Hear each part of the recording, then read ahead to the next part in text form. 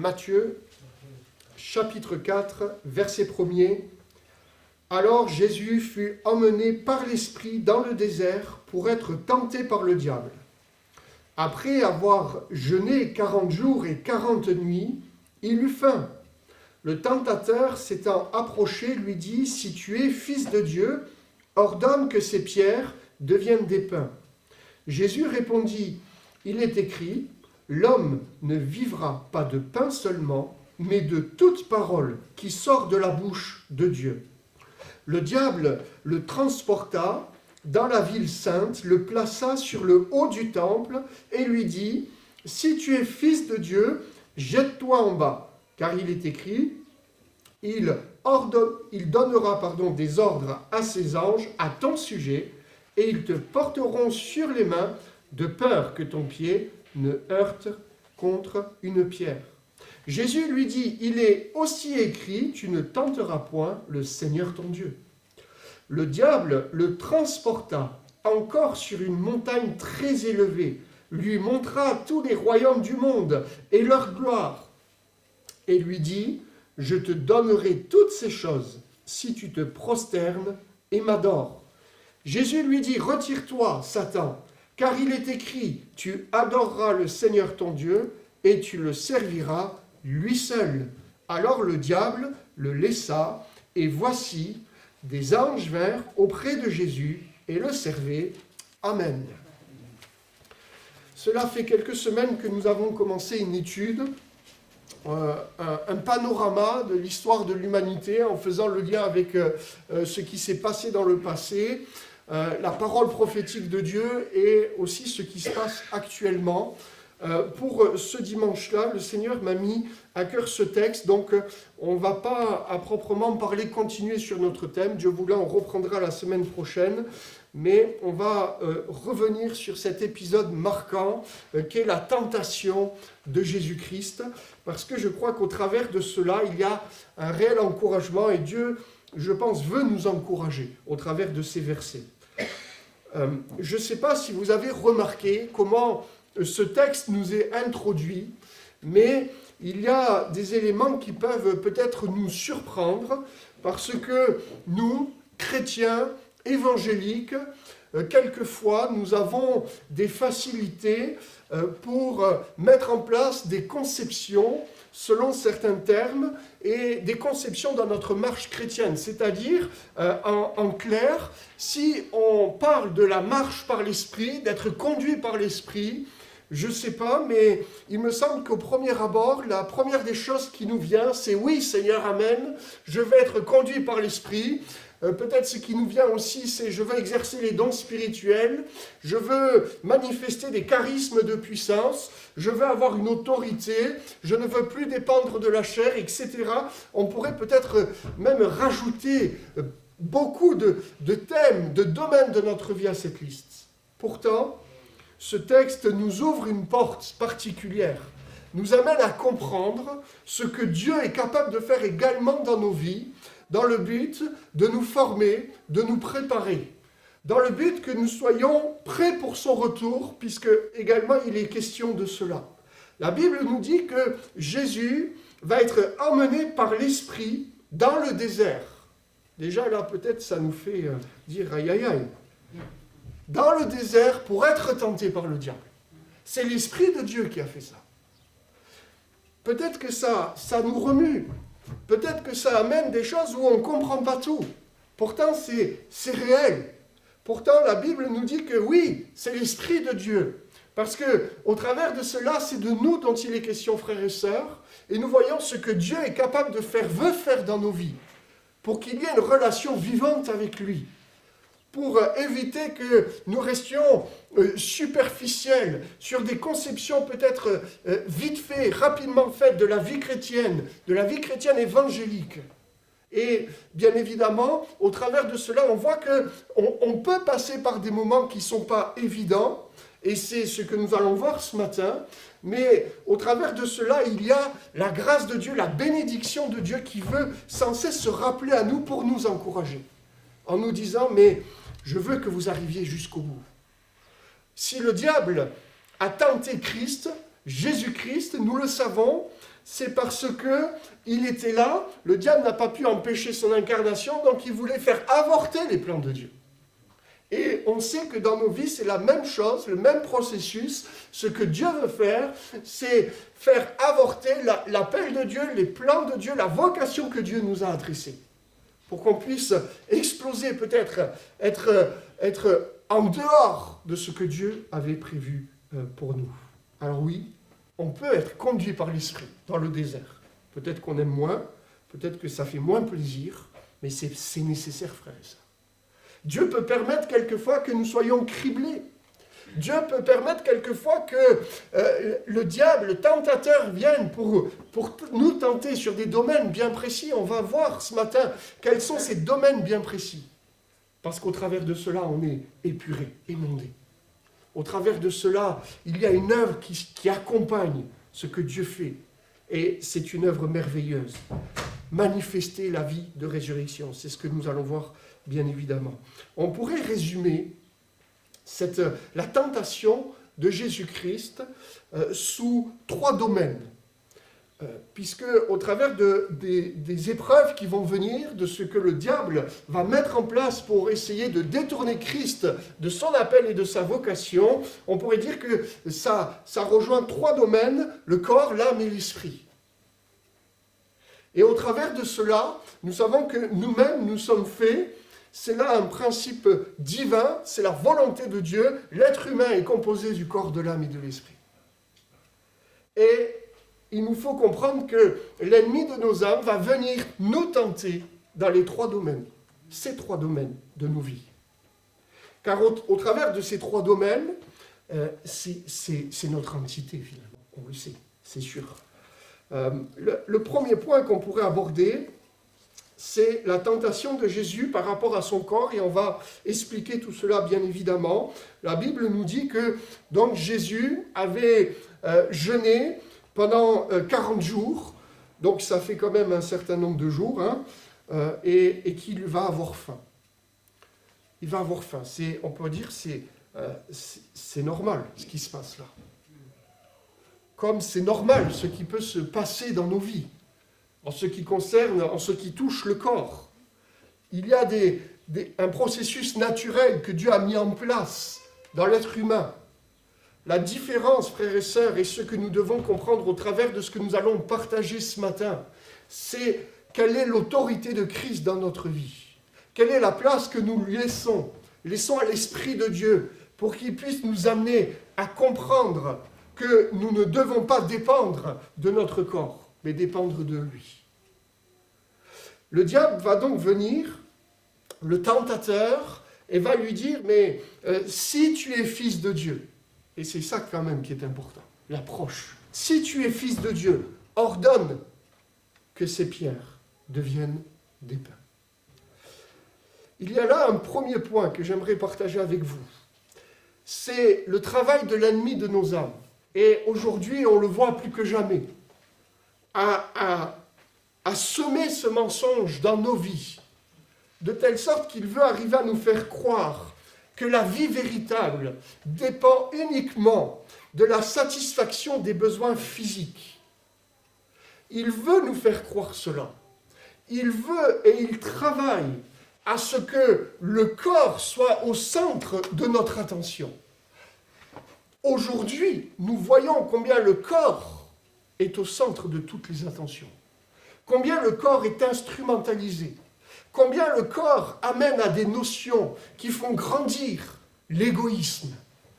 Qui amènent des notions qui vont en l'opposé de ce que la parole de Dieu nous dit. Et on voit que c'est une arme, le diable travaille à cela, pour qu'il puisse amener cette pensée. Et c'est cette pensée que je veux développer. C'est une pensée terrible.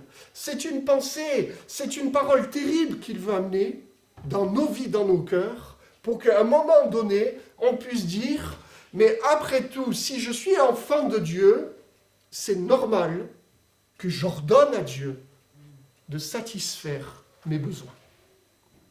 Et là, on décroche, frères et sœurs, dans la vie chrétienne. Parce que Dieu est Dieu. C'est pas nous. On ne peut pas ordonner des choses à Dieu. Dieu nous donne une autorité. Dieu nous accorde tellement de grâce. Et on le sait, gloire à Dieu. On a autorité sur les esprits mauvais.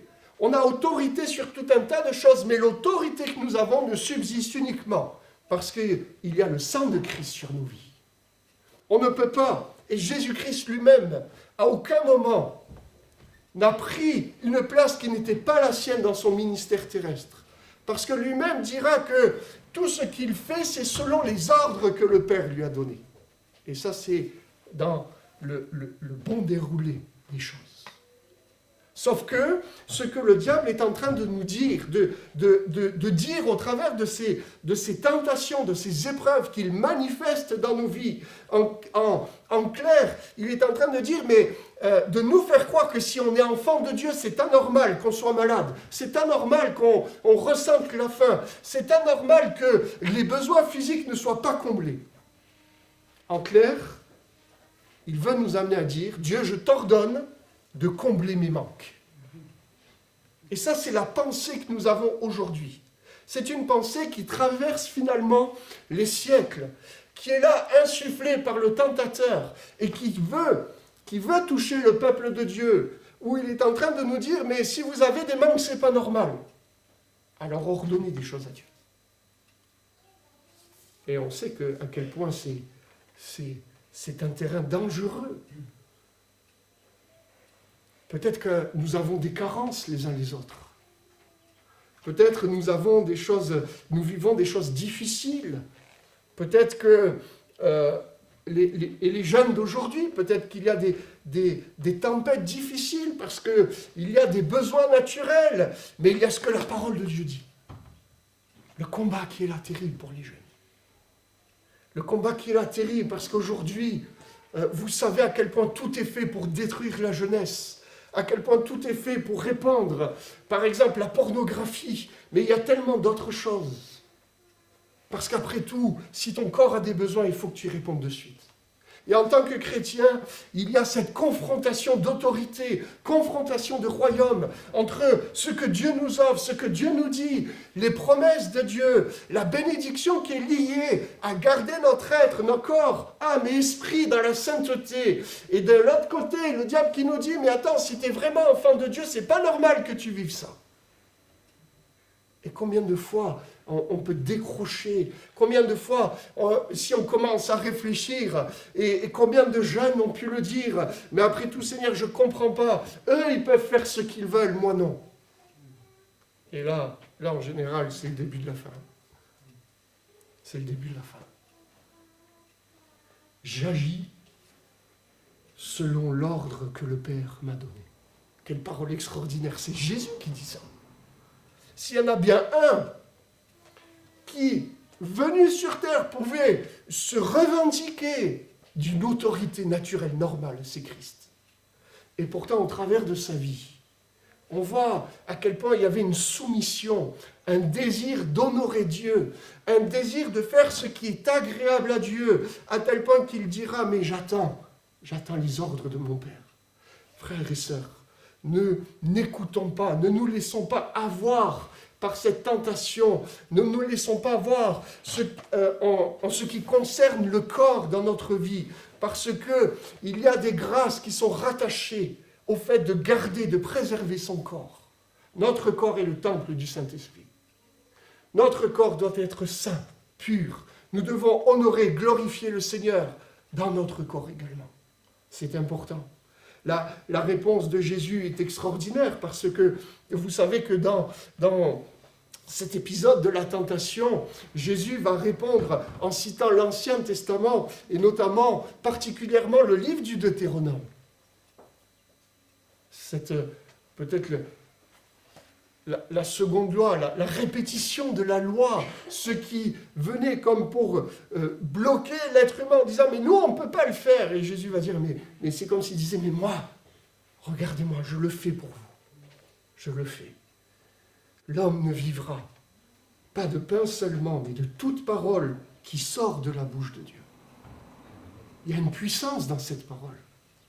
Il y a une réelle puissance de comprendre la grâce que Dieu fait, de se nourrir de comprendre que notre vie, que la vie éternelle, que notre vie ici-bas, notre marche chrétienne, notre épanouissement en tant qu'enfant de Dieu ne dépend pas de ce que nous allons pouvoir satisfaire, mais de ce que nous allons obéir à Dieu. Je ne sais pas si on perçoit, c'est peut-être difficile de comprendre cela, c'est vite dit, et vous allez me dire, mais c'est facile à dire, mais à faire. Mes frères et sœurs, ensemble, on peut y arriver. Ensemble, on n'est pas meilleurs les uns que les autres, mais ensemble, frères et sœurs, on peut tendre dans cette direction en proclamant que ce qui remplit notre vie, c'est de faire la volonté de Dieu, de dire non au péché, de garder son corps, de résister face à la tentation, de choisir la pureté, de choisir d'honorer Dieu. C'est cela, la vie et la vie abondante.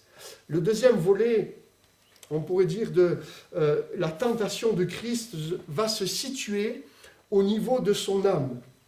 Le diable, après que Jésus lui ait répondu cela tiré de la parole de Dieu, la Bible nous dit donc qu'il va le transporter dans la ville sainte et le placer en haut du temple. Alors ne me demandez pas comment il a fait pour le transporter, etc. Ça a fait couler beaucoup d'encre, je n'ai pas la révélation à vous apporter ce matin, mais ce n'est pas cela qui va nous intéresser particulièrement. Et voilà ce que le diable va dire, le tentateur: si tu es fils de Dieu, jette-toi en bas, car il est écrit, il donnera des ordres à ses anges à ton sujet, et ils te porteront sur les mains de peur que ton pied ne heurte contre une pierre. Si tu es fils de Dieu. Pour nous, en lisant cela, ce qui nous concerne, c'est si tu es enfant de Dieu. Si tu es enfant de Dieu. Qu'est-ce qui se passe à ce moment-là, frères et sœurs? C'est un point important. C'est un point qui, je pense, nous concerne tous à un moment donné ou un autre. Où le tentateur, le diable, va venir nous voir pour semer, pour essayer d'injecter ces mensonges terribles dans notre vie, où en fin de compte, il est en train de nous dire, et c'est ce qu'il a essayé de faire, de venir pour semer ce mensonge en Christ, pour que Jésus se détourne de sa voie. N'oublions pas que ce que l'ennemi veut faire, c'est nous écarter du plan de Dieu, ce plan parfait que le Seigneur a prévu. C'est comme si l'ennemi, et je pense qu'on a tous entendu cette parole à un moment donné à un autre, une parole terrible, mais si tu es enfant de Dieu, il ne peut rien t'arriver. Si tu es fils de Dieu, jette-toi, il n'y a pas de problème. C'est ça que l'ennemi veut dire.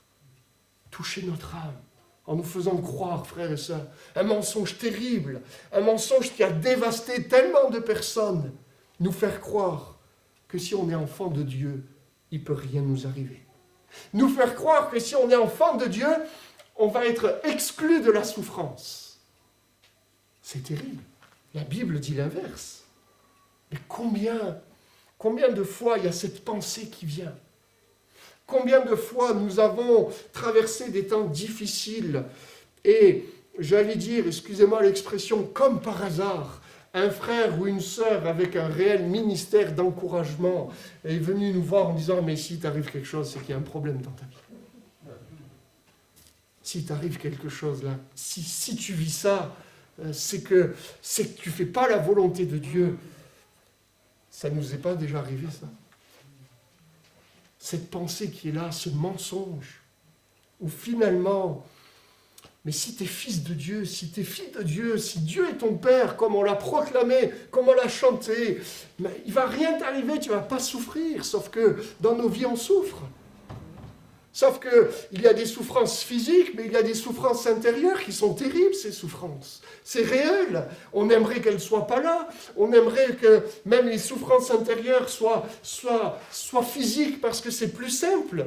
Et combien de fois il m'est arrivé de parler avec des frères ou des sœurs, me dire mais j'aurais préféré me fracturer un bras. Une fois, j'ai parlé avec un frère, il vivait des situations difficiles avec mon épouse. On a dit, mais venez à la maison. Et il m'a dit, mais tu sais, j'aurais préféré qu'on m'arrache un bras plutôt que vivre ça. Parce que quand c'est physique, c'est une chose. Quand c'est intérieur, c'est autre chose. Et cette pensée, ce mensonge qui est là, qui vient de l'enfer, excusez-moi de le dire comme ça, c'est imagé, c'est peut-être pas doctrinalement exact, mais c'est pour imager, qui vient du père du mensonge quand même. Il y a quelque chose de pernicieux parce que au travers de cela, si tu es fils de Dieu, jette-toi. Et en plus, l'ennemi de nos âmes est en train de sortir un texte de son contexte en tordant l'écriture. Il dira, mais il va donner des ordres à ton sujet. Tu verras. Il ne t'arrivera rien. Tu verras. Sous-entendu, mais si tu souffres, si t'arrive quelque chose, mais tu n'es pas enfant de Dieu. Tu n'es pas enfant de Dieu. Et combien se sont laissés prendre dans cette culpabilité, frères et sœurs. Combien moi-même j'ai vécu ces choses. Et combien tellement d'autres, on se sent, c'est peut-être pas volontaire, on vit des temps difficiles et à un moment donné, on croit ce mensonge. Et après tout, c'est vrai. Seigneur, c'est vrai, peut-être que tu m'as rejeté. Je ne suis plus ton enfant si je souffre. Je ne suis plus ton enfant. Alors que on sait, une épée te transpercera l'âme. La parole de Dieu met en lumière les blessures, les souffrances intérieures qui peuvent se passer, qui peuvent se manifester des choses.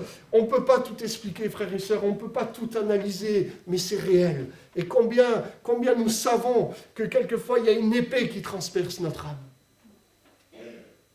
Mais Dieu est quand même notre Père, frères et sœurs. Dieu nous aime. Dieu, c'est notre Père. Dieu est toujours là. Et lorsqu'il nous regarde quand nous souffrons, il ne dit pas « mais je t'ai rejeté, tu n'es plus mon enfant ». Il dit « mais tu es encore mon enfant, tu es mon fils, ma fille ». Ça, c'est la réalité. Le psaume 91 que l'ennemi va détourner est un psaume extraordinaire qui nous parle de la protection de Dieu, de la forteresse de Dieu, qui nous parle de tout ce que Dieu est capable de mettre en place dans nos vies. Il nous parle qu'il nous délivre du filet de l'oiseleur, par exemple. Mais s'il nous délivre, c'est que le filet nous a pris, frère et sœurs. Il nous parle de la peste et de ses ravages. Il parlera du lion, il parlera de la spie, il parlera de tout un tas de choses qui prennent place, qui nous attaquent, qui nous environnent, qui quelquefois nous blessent. Mais la réalité, frères et sœurs, en prenant ce texte avec un équilibre de la parole de Dieu, on peut proclamer, oui, c'est vrai, Seigneur, tu vas donner des ordres pour moi. Les anges sont une réalité, frères et sœurs. Est-ce que nous le savons? Est-ce que nous avons conscience de cela? Les anges sont au service de Dieu pour nous, frères et sœurs. Et je pense que quand on sera dans le ciel, si Dieu le permet, je ne sais pas exactement comment ça va se passer. Peut-être que moi, je vais demander des films de ma vie pour voir toutes les fois où un ange était là. En tout cas, on le voit pour nos enfants. Des fois, on se dit merci Seigneur. Mais frères et sœurs, en tant qu'adultes, c'est la même chose.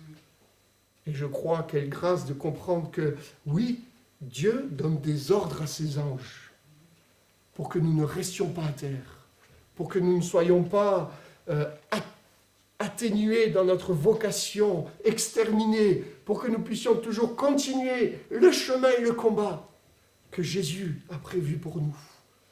N'écoutons pas ces mensonges, n'écoutons pas ce que le tentateur veut nous faire croire. Ne nous laissons pas prendre par la culpabilité qui viendrait comme pour nous enfermer, nous emprisonner dans nos vies en nous répétant « mais c'est vrai, peut-être que Dieu m'a rejeté ». Non, frères et sœurs. Non, frères et sœurs. Je crois que la grâce de Dieu, la bonté de Dieu est là. Ça ne veut pas dire que Dieu excuse tout, ça ne veut pas dire que Dieu accepte le péché, c'est évident.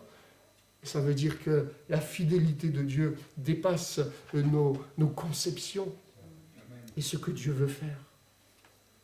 La réponse de Jésus, elle nous enseigne parce qu'elle est extraordinaire. Il dira, mais il est aussi écrit, tu ne tenteras point le Seigneur ton Dieu. Tenter Dieu. Et je dois avouer que j'ai pas compris de suite pourquoi Jésus répondait cela à ce moment. Tu ne tenteras point Dieu. Et il me semble, en tout cas c'est, je le crois, une réflexion, ce que le Saint-Esprit est venu éclairer dans mon cœur. Mais en fait, c'est vrai. Parce qu'avoir laisser cette pensée venir, et pire encore, laisser cette pensée devenir une conviction, c'est tellement dangereux. Et ça peut nous amener, nous, à tenter Dieu, à éprouver Dieu sur le fait que, est-ce que tu m'aimes vraiment, Seigneur? Est-ce que tu m'aimes? Je ne sais pas. Vous avez déjà posé cette question à Dieu. Ça ne veut pas dire que toutes les fois où nous lui disons ça, nous sommes en train de l'éprouver et le tenter. Ça ne veut pas dire que c'est mauvais. Mes frères et sœurs, dans cette pensée de la tentation où le diable, Satan, vient tenter Christ dans son âme, et on sait que c'est de nous aussi dont il est question.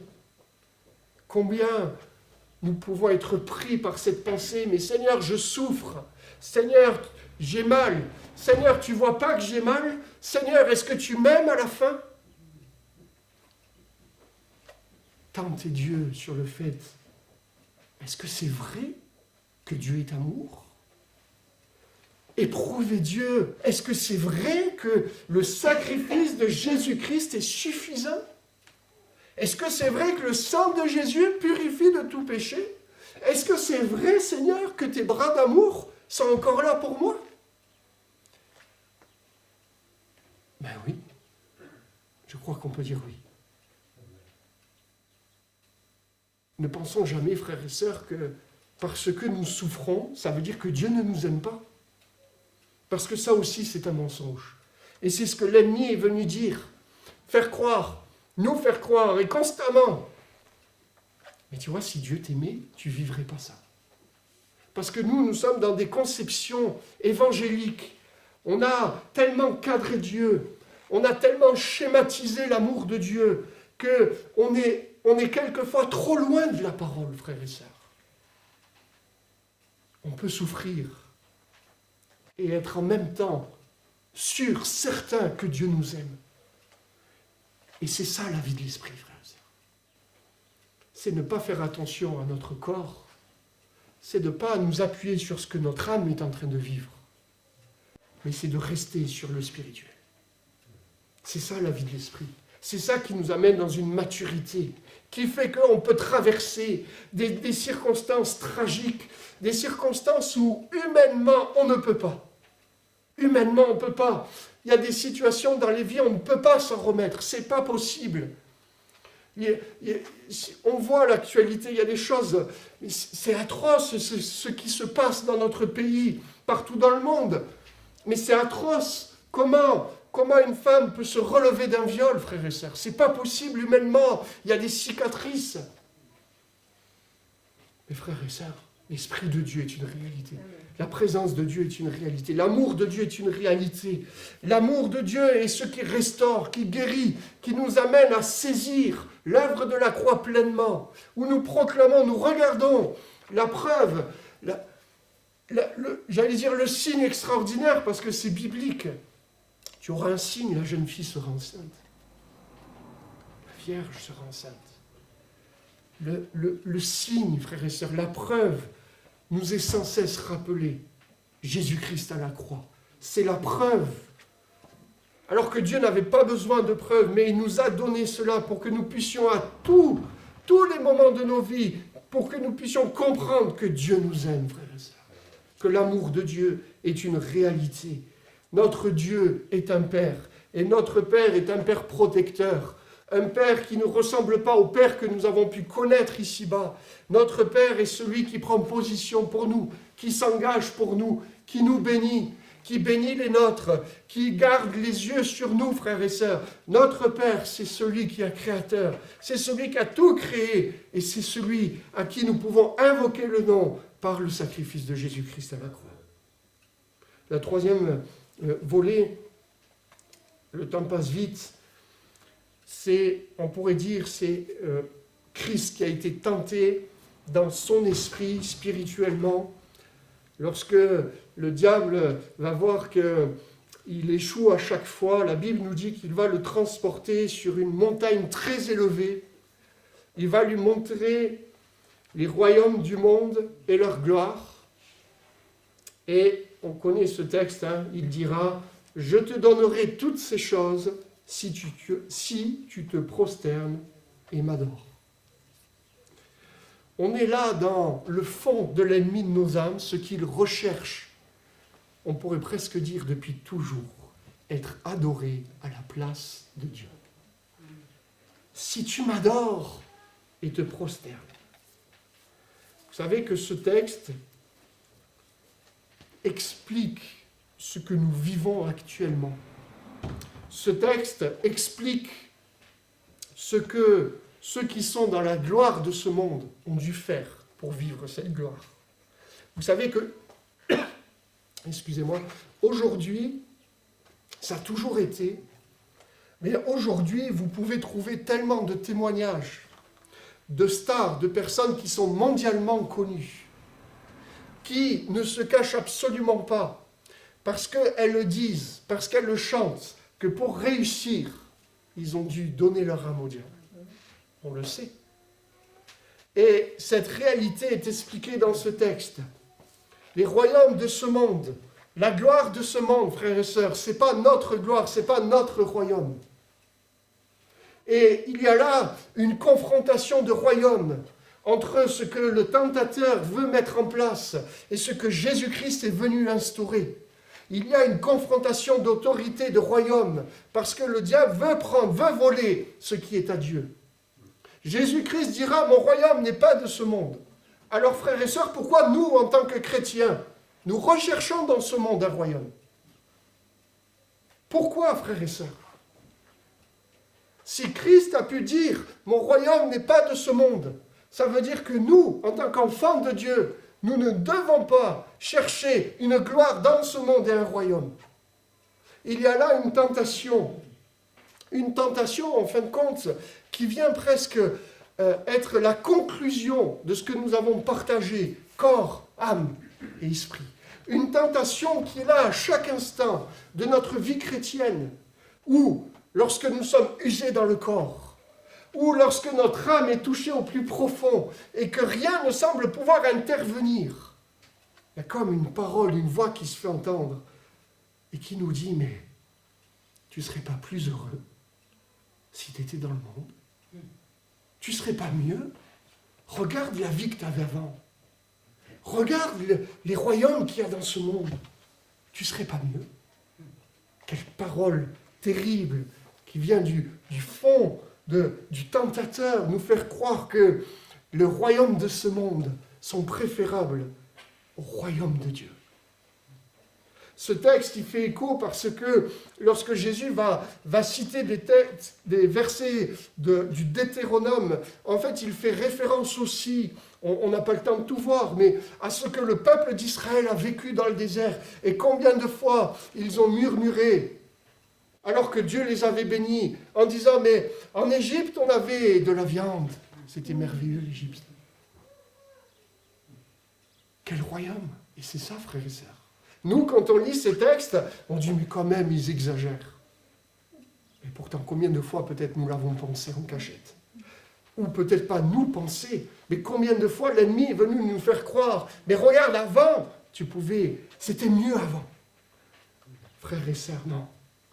Il y a un positionnement, il y a une vie en Christ, il y a la vie de l'Esprit, il y a les grâces et les bontés que Dieu donne à ses enfants pour que nous puissions comprendre que notre royaume n'est pas de ce monde, que la gloire, ce n'est pas la gloire de ce monde que nous voulons la gloire de Dieu. Et c'est ça l'Église, c'est ça notre vie, vouloir travailler à ce que notre Dieu soit glorifié. On se prosterne devant Dieu. On adore Dieu. Si on est chrétien et qu'on n'adore pas Dieu, on est des idolâtres. Et c'est un danger pour nous.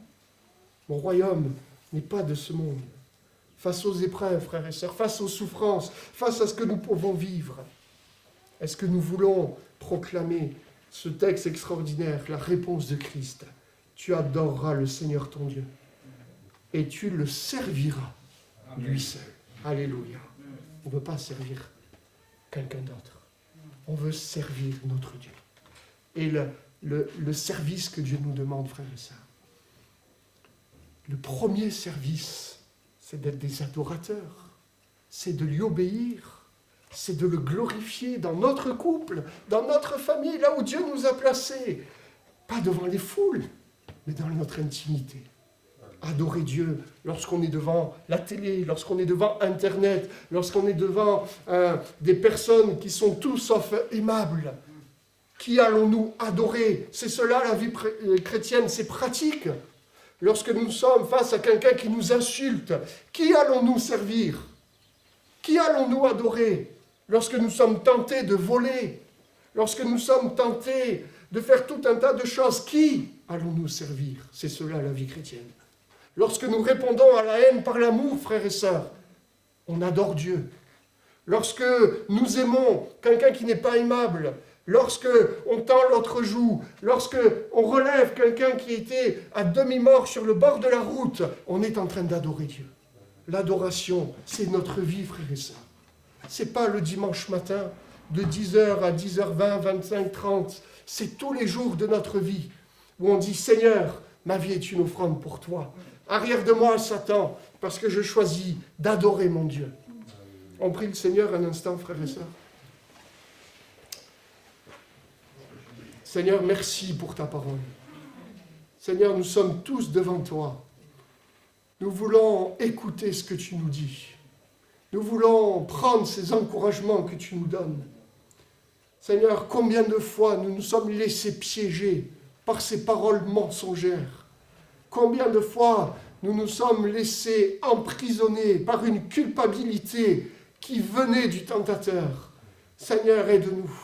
Seigneur, que cette matinée soit un tournant dans nos vies, où nous vivons ta victoire et ta grâce, où nous vivons cette vie de l'esprit, cette vie de résurrection que tu nous promets en Jésus-Christ, où plus jamais les mensonges de l'adversaire ne viendront régner en nous, où plus jamais nous ne laisserons quelqu'un d'autre que toi conduire nos vies, conduire nos pensées. Seigneur, nous avons besoin que tu règnes en nous. Seigneur, merci pour ta parole. Merci pour qui tu es. Seigneur, sois élevé, glorifié au siècle des siècles.